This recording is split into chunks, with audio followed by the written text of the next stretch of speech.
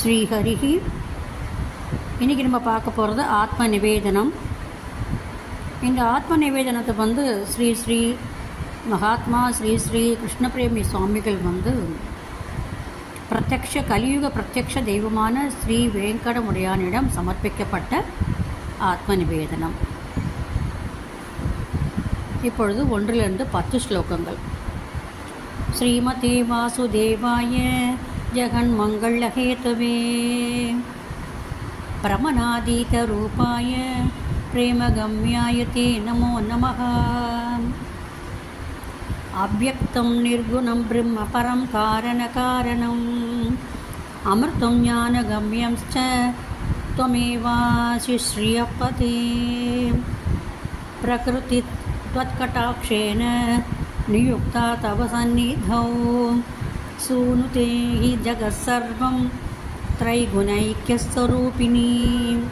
त्वमेवासि जगत्सर्वं विश्वरूपजनार्दन.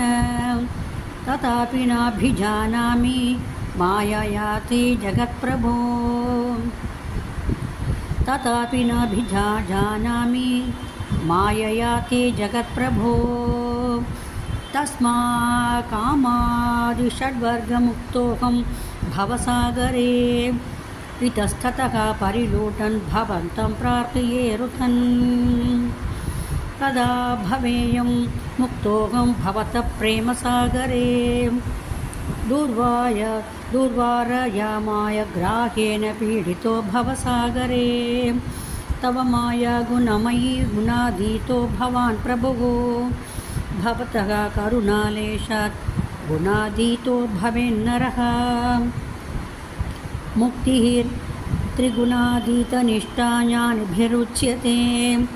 भवत्कटाक्षलेशेन सा सिद्ध्यति न चान्यथा.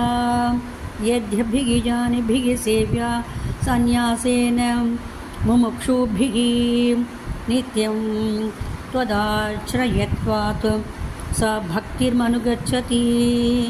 तस्मात् भवत्पादपद्मसेवारसभरा जनाः योगिभिर्सेवितां मुक्तिं नैव वाञ्छति क्वचित्.